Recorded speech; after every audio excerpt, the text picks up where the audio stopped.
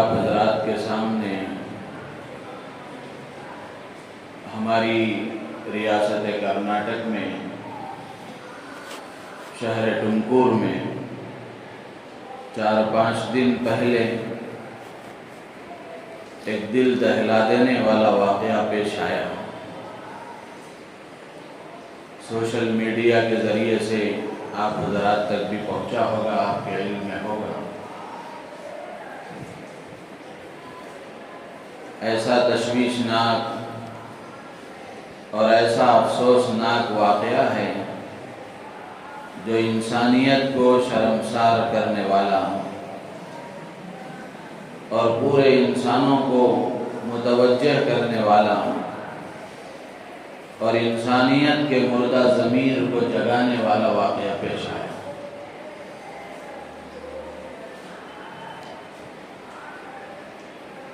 ضلع ٹمکور کے تعلقہ سرا کے ایک چھوٹے سے گاؤں کا رہنے والا ایک آدمی بچوں کی تعلیم و تربیت کے لیے وہ ٹمکور شہر میں آ کر بس گئے۔ وہاں اس نے اپنی ایک کباب کی دکان رکھی اور بچوں کی تعلیم و تربیت کا اس نے انتظام کیا۔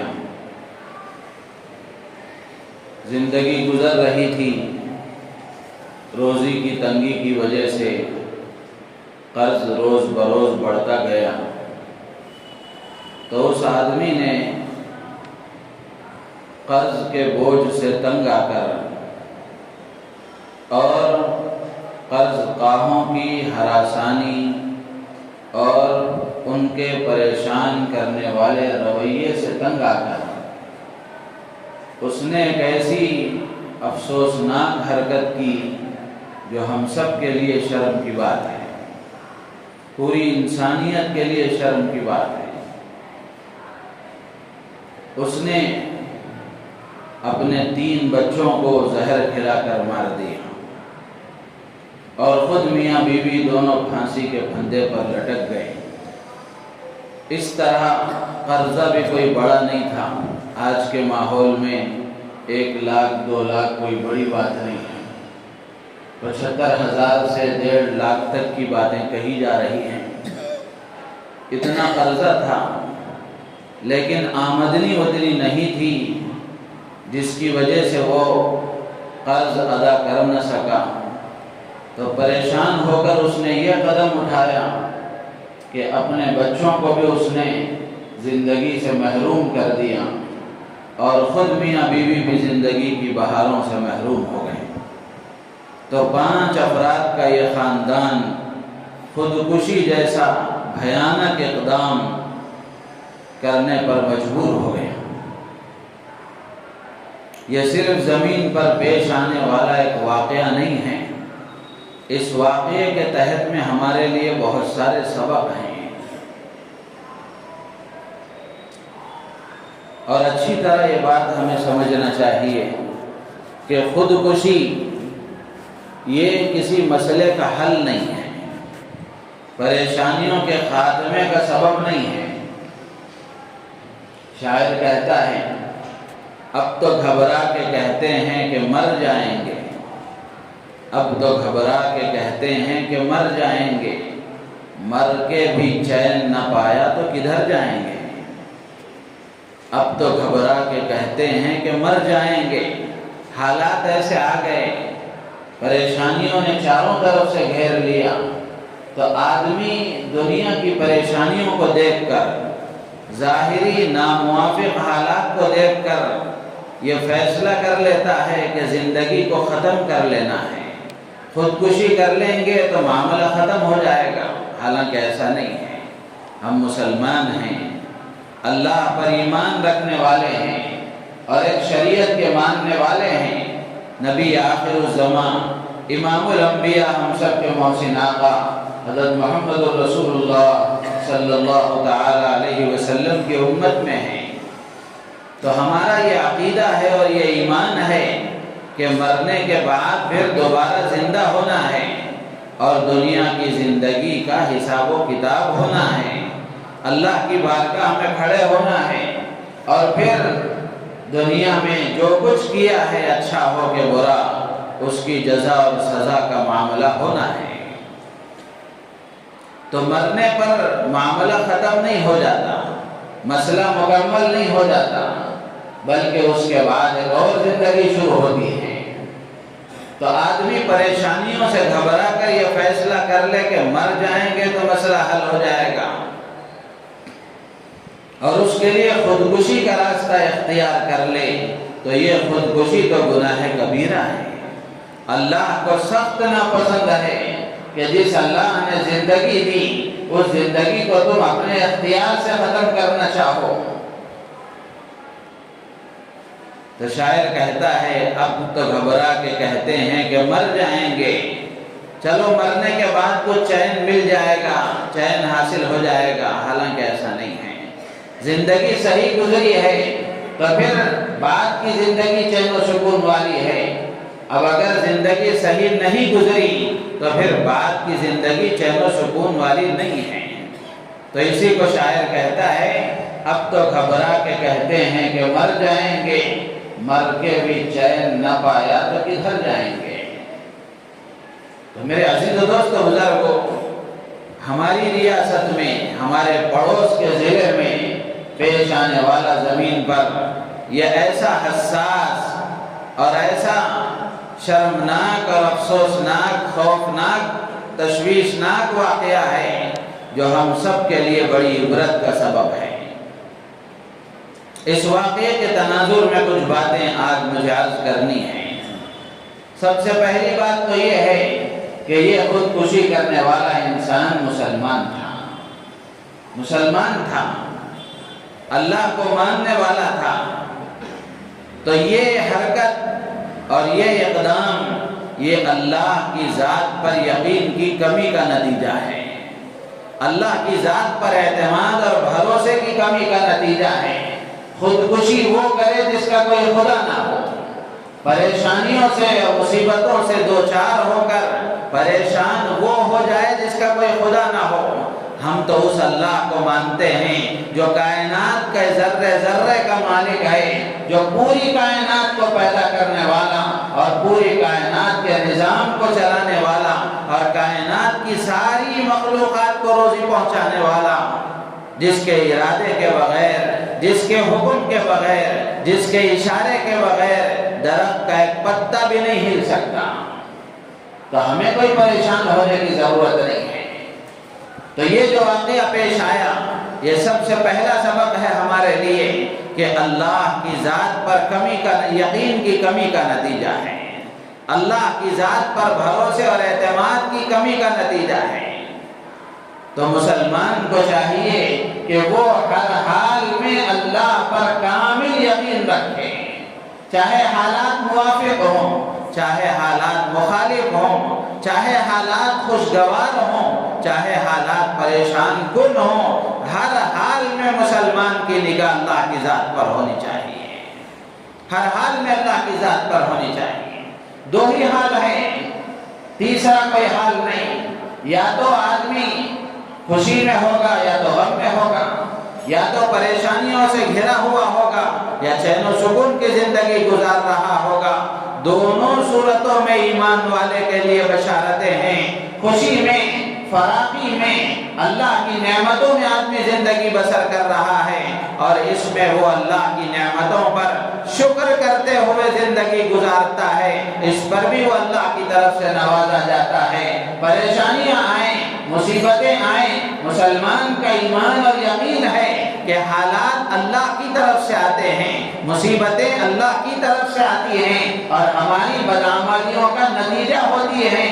اگر مسلمان یہ یقین مضبوط کر لے حالات اللہ کی طرف سے آئے ہیں، پریشانیاں اللہ کی طرف سے آئی ہیں، اور یہ پریشانیاں اور یہ حالات واحد اللہ ہی دور کریں گے، اللہ کے علاوہ کوئی طاقت ایسی نہیں ہے جو حالات کو دور کر سکے۔ یہ یقین ہمارے دلوں میں پیوست ہو جائے اور ہمارے اندرون میں بس جائے تو پھر آدمی ایسا غلط قدم نہیں اٹھاتا۔ تو توکل کی کمی، اللہ کی ذات پر اعتماد کی کمی، اللہ کی ذات پر یقین کی کمی کا نتیجہ ہے کہ آدمی جزا اور فضا کرتا ہے، شور شرابہ کرتا ہے، شکوہ شکایتیں کرتا ہے، اور اللہ سے بدگمانی کا اظہار کرتا ہے، اور ایسے غلط اقدام کرتا ہے۔ اسی لیے قرآن میں اللہ تعالیٰ نے بلکہ حضرات انبیاء کرام علیہ السلام کی زندگی ہم دیکھیں، حضرت انبیاء کرام علیہ السلام کا وطیرہ اور حضرت انبیاء کرام علیہ السلام کا شیوا، اور آپ کی انبیاء کی عادت تھی کہ وہ اللہ پر کامل اعتماد کیا کرتے تھے۔ صرف انبیاء کا طریقہ ہی نہیں بلکہ قرآن پاک میں اللہ تبارک و تعالی نے ایمان والوں کو اللہ کی ذات پر توکل اور بھروسہ کرنے کا حکم دیا ہے۔ اللہ فرماتے ہیں وَعَلَى اللَّهِ فَلْيَتَوَكَّلِ الْمُؤْمِنُونَ، ایمان والوں کو چاہیے کہ وہ اللہ ہی پر بھروسہ رکھیں، اللہ ہی پر توکل کریں، اللہ ہی پر اعتماد کریں۔ اور دوسری جگہ اللہ نے اس بات کو واضح انداز میں بیان فرمایا کہ جو آدمی اللہ پر بھروسہ کرتا ہے، جو آدمی اللہ پر توکل کرتا ہے، اللہ کی ذات پر کامل بھروسہ اور اعتماد کرتا ہے، ایسا بندہ خدا کا محبوب ہوتا ہے۔ اللہ فرماتے ہیں ان اللہ یحب المتوکلین، کہ اللہ تعالیٰ توکل کرنے والے بندوں کو پسند کرتا ہے، یہ اللہ کے محبوب بندے ہوتے ہیں۔ اور جو آدمی اللہ پر توکل کرے، اللہ پر بھروسہ کرے، تو کیا اللہ اس کو یوں ہی چھوڑ دیں گے؟ کیا اللہ اسے دوسروں کے حوالے کر دیں گے؟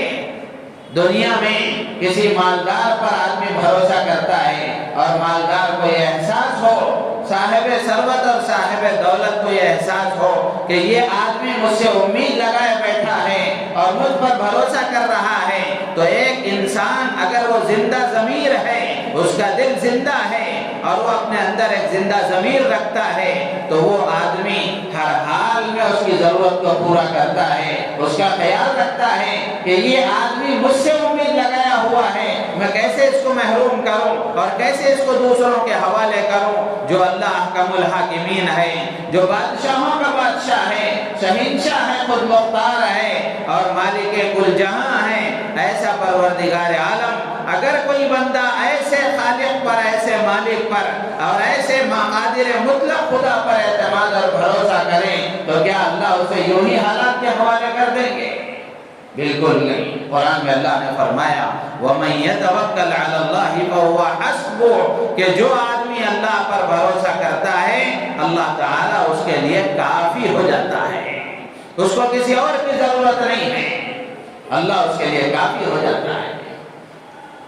تو میرے عزیز دوستو بزرگوں، یہ سب سے پہلا سبق ہے، اور ایسے حالات اور ایسے واقعات جب پیش آتے ہیں تو ہمارے لیے یہ عبرت کا سبق ہے، اور عبرت کا سبب ہے کہ ہم اپنے اندر اللہ کی ذات پر اعتماد پیدا کریں۔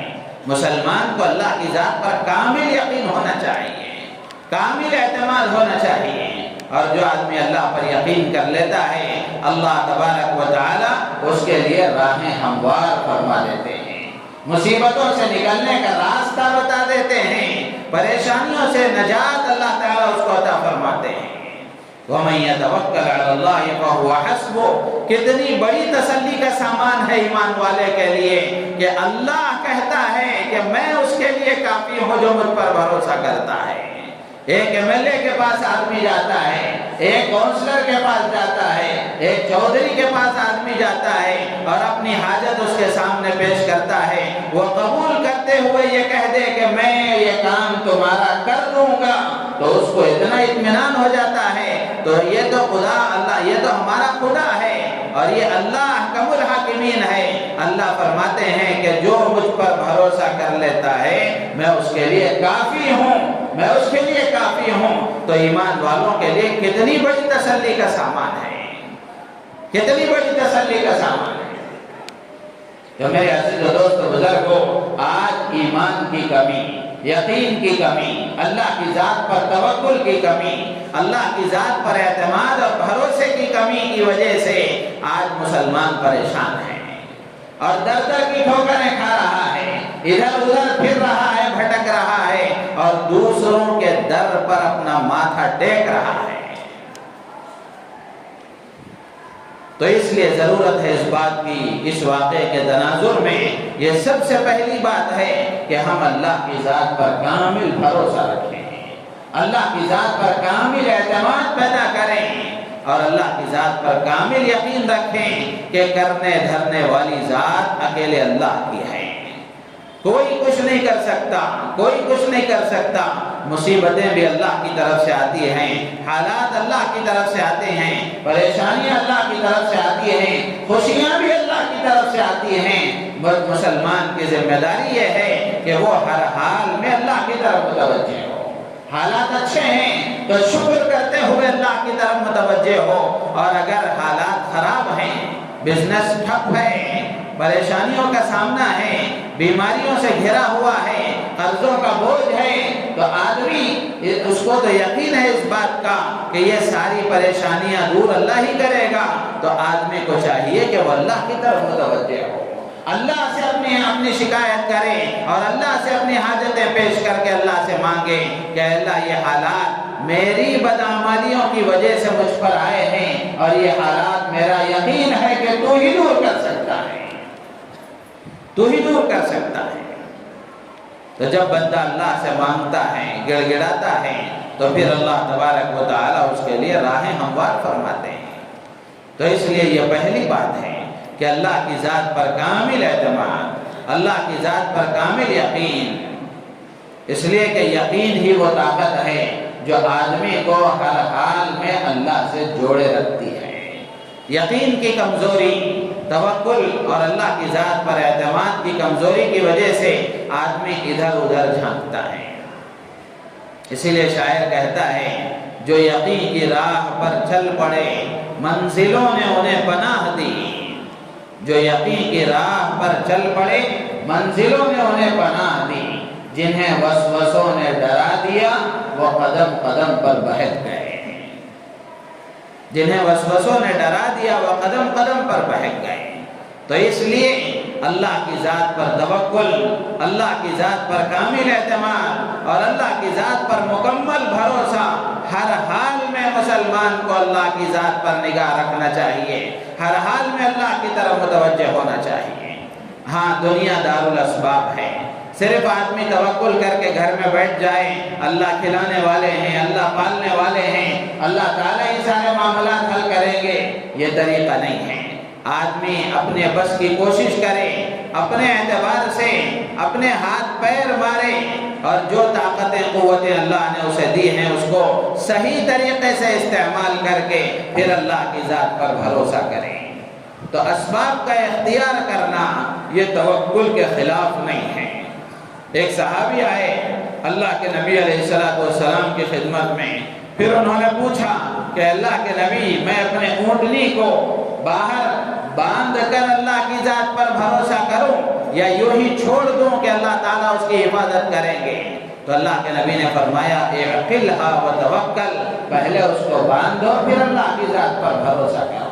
یعنی تمہارے بس کا جتنا کام ہے، تمہاری جتنی طاقت ہے، تمہیں اللہ نے جتنا حکم دیا ہے، تم یہ کام کرو پھر اللہ کے حوالے کرو، نتیجہ اللہ کے حوالے ہے۔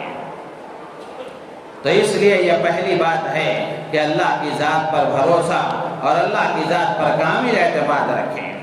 اور دوسری بات یہ ہے، قرآن پاک میں اللہ نے فرمایا، وَمَا مِن دَابَّةٍ فِي الْأَرْضِ إِلَّا عَلَى اللَّهِ رِزْقُهَا، کہ ہر جاندار کا رزق یہ اللہ کے ذمے میں ہے، اللہ تعالیٰ ہر ایک کو روزی دیتے ہیں، لیکن خدا نے دنیا میں نظام ایسا بنایا ہے، خدا نے زمین میں ضابطہ ایسا بنایا ہے، کسی کو اللہ نے کشادہ روزی عطا فرمائی ہے، کسی کو اللہ نے روزی میں تنگی عطا فرمائی ہے، یہ بھی خدا کی حکمت ہے، یہ بھی خدا کی حکمت ہے کہ اللہ نے کسی کو کشادہ روزی دی ہے اور کسی کو تنگ روزی دی ہے۔ اللہ فرماتے ہیں، اللہ یبسط الرزق لمن یشاء من عبادہ ویقدر لہ، اللہ اپنے بندوں میں سے جس کو چاہتا ہے کشادہ روزی دیتا ہے اور جس کو چاہتا ہے اس کی روزی میں تنگ کر دیتا ہے۔ چاہے روزی کشادہ ہو، چاہے روزی تنگ ہو، آدمی کو اللہ کی طرف متوجہ ہونا چاہیے۔ روزی دینے والی ذات اللہ کی ہے، روزی دینے والی ذات اللہ کی ہے۔ جو اللہ اپنے نہ ماننے والوں کو کھلائے، کیا وہ اللہ ماننے والوں کو یوں ہی چھوڑ دے گا؟ تو روزی کے خاطر اور رزق کے خاطر آدمی پریشان ہو کر ایسے غلط قدم اٹھاتا ہے تو یہ اللہ کی صفت رزاقیت سے ناواقفیت کا نتیجہ ہے، جہالت کا نتیجہ ہے۔ اللہ نے کیسے کیسے بندوں کو روزی دی ہے، اور اللہ تعالیٰ جتنی مخلوقات اللہ نے پیدا فرمائی ہیں ان سب کو خدا روزی دیتا ہے، تو کیا ایک 5 فٹ کے انسان کو اور اس کے خاندان کو روزی دینا اللہ کے لیے کوئی مشکل ہے؟ ہاں، حالات آتے ہیں، وقتی طور پر پریشانیوں کا سامنا ہوتا ہے، تو آدمی کو چاہیے کہ ایسے حالات میں وہ اللہ کی طرف متوجہ ہو اور اپنی زندگی پر غور و فکر کرے کہ میری زندگی کیسے گزر رہی ہے، میں اللہ کا کتنا فرما بردار ہوں یا اللہ کی نافرمانی میں میری زندگی گزر رہی ہے۔ آدمی اپنا جائزہ لے کر کے اللہ کی طرف متوجہ ہو، اللہ کی طرف متوجہ ہو، اور آدمی اللہ پر بھروسہ کرتا ہے اور اللہ سے مانگتا ہے، تو اللہ کے نبی علیہ السلام نے فرمایا لو انکم تتوکلون علی اللہ حق توکلہ لرزقتم کما یرزق الطیر۔ اللہ کے نبی علیہ السلام فرماتے ہیں اگر تم اللہ پر ایسا بھروسہ کرو جیسا بھروسہ کرنے کا حق ہے، اگر تم اللہ پر ایسا توکل کرو جیسا توکل کرنے کا حق ہے، تو اللہ تعالیٰ تمہیں روزی ایسے دیں گے جیسے پرندوں کو اللہ روزی دیتے ہیں۔ تغدو خماسا وتروح بطانا، اللہ کے نبی فرماتے ہیں صبح پرندے خالی پیٹ باہر جاتے ہیں اور شام واپس آتے ہیں تو پیٹ ان کا بھرا ہوا ہوتا ہے۔ تو روزی اللہ دیتے ہیں، ہر حال میں روزی اللہ دیتے ہیں، بس حالت ضرورت اس بات کی ہے کہ مسلمان اللہ کی طرف متوجہ ہو، اور حالات آئیں، روزی کی تنگی ہو تو پھر آدمی اللہ کی طرف متوجہ ہو اور رزق میں برکت کے اسباب کو اختیار کرے۔ قرآن و حدیث میں اللہ نے اور اللہ کے نبی علیہ السلام نے اس کو بھی بیان فرمایا ہے، اس کو بھی بیان فرمایا ہے۔ کسی موقع پر 3 جمعہ تفصیل سے میں نے رزق میں برکت کے اسباب کو بیان کیے تھے کہ روزی میں برکت کے لیے کیا کرنا چاہیے، کتنے اسباب ہیں، اس کو تفصیل سے بیان کیا گیا تھا۔ علماء نے لکھا ہے روزی میں برکت کا سبب یہ ہے کہ آدمی جو نعمت اس کو حاصل ہو جائے اس پر اللہ کا شکر کرے، اس پر اللہ کا شکر کرے، جو ملا ہے اس پر شکر کرے، اس پر اللہ کا شکر ادا کرے گا تو اللہ تعالیٰ اس نعمت کو باقی بھی رکھیں گے اور اس نعمت میں اللہ تعالیٰ اضافہ بھی فرمائیں گے۔ لَإِن شَكَرْتُمْ لَأَزِيدَنَّكُمْ، یہ وعدہ ہے قرآن میں اللہ کا کہ اگر تم میرا شکر ادا کرو گے تو میں اس میں اضافہ کروں گا۔ آج ہم اپنی زندگیوں کو دیکھ لیں اور اپنے حالت پر غور کر لیں، جو ملا ہے اس پر تو شکر نہیں ہے، بلکہ جو نہیں ملا ہے یا جس کی ضرورت ہے اس کے لیے شکوہ شکایتیں ہیں، اس کے لیے شکوہ شکایتیں۔ جو اللہ نے ہمیں دے رکھا ہے اس پر اگر ہم اللہ کا شکر ادا کریں گے تو اللہ تعالیٰ اپنے وعدے کے مطابق نعمتوں میں اضافہ فرمائیں گے۔ ناشکری اللہ کو پسند نہیں ہے، ناشکری اللہ کو پسند نہیں ہے، اسی لیے اللہ نے فرمایا وَلَئِن كَفَرْتُمْ إِنَّ عَذَابِي لَشَدِيدٌ، اگر تم میری نعمتوں کی ناشکری کرو گے تو میرا عذاب بڑا سخت ہے۔ اللہ جانتے ہیں، دینا بھی جانتے ہیں، لینا بھی جانتے ہیں۔ تو رزق میں برکت کے جو اسباب ہیں ان کو اختیار کریں، اللہ کا شکر ادا کریں، اللہ کی نعمتوں کی قدردانی کریں۔ اور اسی طریقے سے علماء نے لکھا ہے روزی میں برکت کا سبب یہ ہے کہ آدمی اپنے گناہوں پر استغفار کرے، اللہ سے معافی مانگے، روزانہ اللہ سے معافی مانگے۔ اللہ کے نبی علیہ السلام کے بارے میں آتا ہے باوجود یہ کہ امام الانبیاء حضرت محمد رسول اللہ صلی اللہ تعالی علیہ وسلم معصوم ہیں، آپ سے کوئی گناہ صادر نہیں ہوا، لیکن اس کے باوجود حدیثوں میں آتا ہے اللہ کے نبی علیہ السلام روزانہ 70 مرتبہ استغفار کرتے تھے۔ یہ دراصل ہمیں تعلیم تھی، ہمیں بتانا تھا اور سکھانا تھا۔ تو میرے عزیز و دوست بزرگوں، قرآن میں اللہ نے فرمایا سورہ نوح میں، استغفروا ربکم انہ کان غفارا یرسل السماء علیکم مدرارا ویمددکم باموال وبنین ویجعل لکم جنات ویجعل لکم انہارا۔ قرآن میں اللہ تعالیٰ نے ہر طرح کی روزی میں کشادگی کا، برکت کا وعدہ فرمایا ہے۔ حضرت نوح علیہ السلام کے ذریعے سے اللہ نے فرمایا استغفروا ربکم، کہ نوح اپنی قوم سے کہو کہ وہ اللہ سے اپنے گناہوں کی معافی مانگے۔ استغفروا ربکم، استغفار کریں، استغفار کریں گے اللہ آسمانوں سے بارش نازل فرمائیں گے، اللہ تعالیٰ کھیتیوں میں اگانے کی صلاحیت پیدا فرمائیں گے، غلہ عطا فرمائیں گے، مال و اولاد میں اللہ تعالیٰ برکتیں عطا فرمائیں گے۔ میرے عزیز و دوست و بزرگوں، رزق میں برکت کے اسباب کو آدمی اختیار کریں۔ اسی طریقے سے اللہ کی ذات پر بھروسہ کرتے ہوئے، اللہ کی ذات پر توکل کرتے ہوئے اللہ سے مانگے۔ قرآن میں یہ بھی بتایا گیا، دعا سکھائی گئی۔ سورہ مائدہ میں اللہ تعالیٰ فرماتے ہیں وَارْزُقْنَا وَأَنْتَ خَيْرُ الرَّازِقِينَ، اے پروردگار ہمیں رزق دے، تو ہی رزق دینے والا ہے۔ یہ سکھایا گیا ہے۔ تو روزانہ اگر آدمی حالات کا شکار ہے، بزنس اور کاروبار ٹھپ ہے، تو آدمی کو، مسلمان کو چاہیے کہ وہ اللہ سے مانگے، اللہ کے سامنے اپنی حاجت کو پیش کرے۔ اے اللہ ہماری روزی میں برکت عطا فرما، ہمارے حالات کو درست فرما، ہماری تجارتوں کو درست فرما، اللہ سے مانگے۔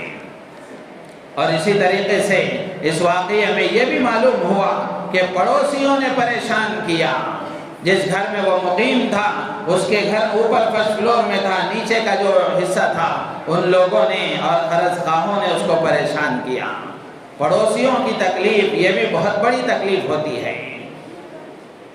اچھا پڑوسی کسی کو مل جائے یہ اس کے لیے بڑی سعادت کی بات ہوتی ہے، خوش نصیبی کی بات ہوتی ہے۔ اسی لیے کہاوت مشہور ہے اطلب الجار قبل الدار، کہ گھر اگر آپ تلاش کر رہے ہیں تو گھر سے پہلے اچھا پڑوسی تلاش کرو، پہلے دیکھ لو کہ یہاں پڑوسی کیسے ہیں۔ اللہ کے نبی علیہ السلام نے اور قرآن پاک میں اللہ تبارک و تعالیٰ نے پڑوسیوں کے ساتھ حسن سلوک کرنے کی ترغیب دی ہے۔ قرآن پاک میں اللہ نے فرمایا وَاعْبُدُوا اللَّهَ وَلَا تُشْرِكُوا بِهِ شَيْئًا وَبِالْوَالِدَيْنِ إِحْسَانًا وَبِذِي الْقُرْبَى وَالْيَتَامَى وَالْمَسَاكِينِ وَالْجَارِ ذِي الْقُرْبَى وَالْجَارِ الْجُنُبِ۔ اللہ فرماتے ہیں ماں باپ کے ساتھ اچھا سلوک کرو، رشتہ داروں کے ساتھ اچھا سلوک کرو، یتیموں کے ساتھ اچھا سلوک کرو، غریبوں کے ساتھ اچھا سلوک کرو، قریب اور دور کے پڑوسیوں کے ساتھ اچھا سلوک کرو۔ قریب اور دور کے پڑوسیوں سے کیا مراد ہے؟ حضرت عبداللہ ابن عباس رضی اللہ تعالیٰ عنہ اس کی تفسیر میں فرماتے ہیں کہ قریب کے پڑوسی سے مراد وہ ہے کہ وہ پڑوسی بھی ہے، رشتہ دار بھی ہے۔ دور کے پڑوسی سے مراد یہ ہے کہ وہ رشتہ دار تو نہیں ہے، صرف پڑوسی ہے۔ پڑوسی تین طرح کے ہیں۔ امام غزالی رحمۃ اللہ علیہ نے احیاء علوم میں لکھا ہے کہ پڑوسی تین طرح کے ہیں۔ ایک پڑوسی وہ ہے جو رشتہ دار ہے، مسلمان ہے اور پڑوس میں ہے، یہ تین اہمیتوں کا حامل ہے، تین حق اس کے ہیں۔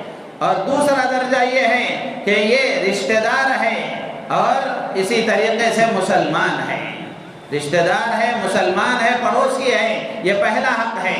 اور دوسرا رشتہ دار نہیں ہے، صرف مسلمان ہے اور پڑوسی ہے۔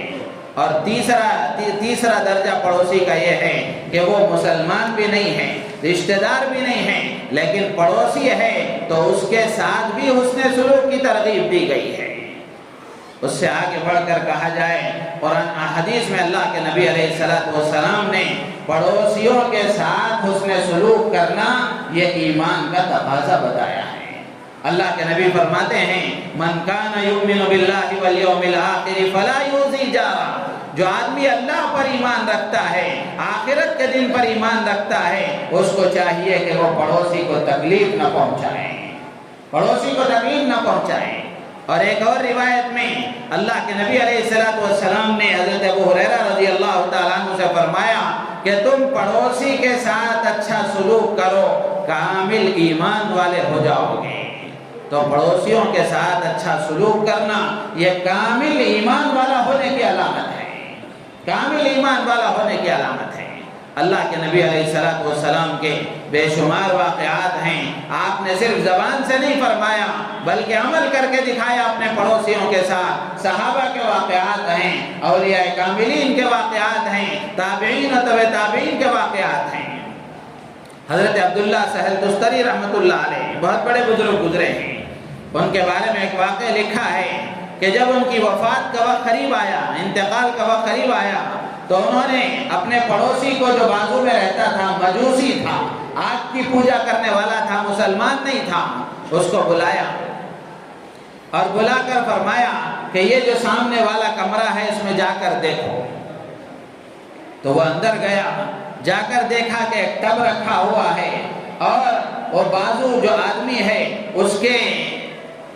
اس کی دیوار سے گندا پانی آ رہا ہے اور اس میں گر رہا ہے. وہ باہر آیا، آ کر اس نے بزرگ سے کہا کہ یہاں گندا پانی آ رہا ہے، یہ کیا ماجرا ہے؟ تو بزرگ عبداللہ سہل تستری رحمۃ اللہ علیہ کہنے لگے کہ 1 سال سے تمہارے گھر کے بیت الخلا کا گندا پانی یہاں میرے گھر میں ٹپک رہا ہے، تو ہم نے یہاں ایک ٹب رکھ دیا ہے، یہ دن بھر اس میں پانی ٹپکتا رہتا ہے. جب یہ بھر جاتا ہے تو رات میں لے جا کر میں اس کو پھینک دیا کرتا تھا. تو وہ کہنے لگا کہ آپ نے اتنے دن صبر کیوں کیا، مجھے بتایا کیوں نہیں؟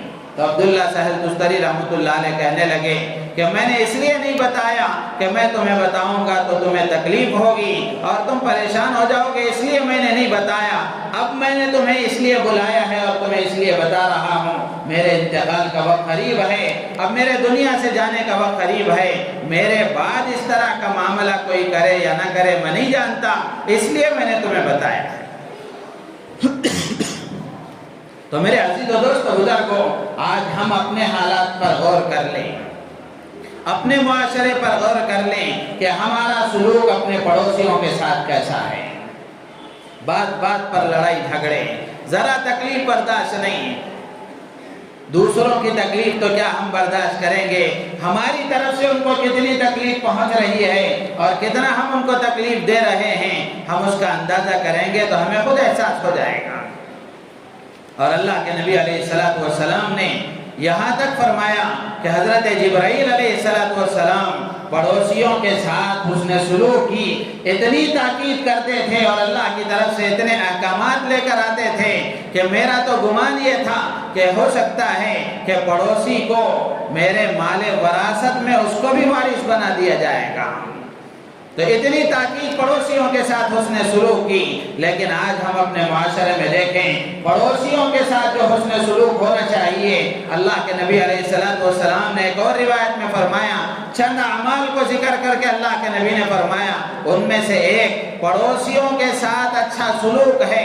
اس کو بیان کر کے اللہ کے نبی فرماتے ہیں جو پڑوسیوں کے ساتھ اچھا سلوک کریں گے اور اپنے اخلاق درست رکھیں گے، رشتہ داروں کے ساتھ اچھا سلوک کریں گے، اور بھی کچھ اعمال کو ذکر کر کے اللہ کے نبی نے فرمایا یہ کام کریں گے تو اس سے عمر میں برکت ہوتی ہے اور دنیا آباد رہتی ہے. آپس میں سب پیار و محبت سے رہتے ہیں، ایک دوسرے کو برداشت کرنا یہ بہت بڑی بات ہوتی ہے، بہت بڑی بات ہوتی ہے. اور اگر پڑوسی کے ساتھ بدسلوکی کی جائے، اس کا خیال نہ رکھا جائے، تو اس پر اللہ کے نبی علیہ السلام نے فرمایا کہ ایسا آدمی ایمان والا کہلائے جانے کے قابل نہیں ہے. لیس المؤمن الذی یشبع وجارہ جائع فی جنبہ.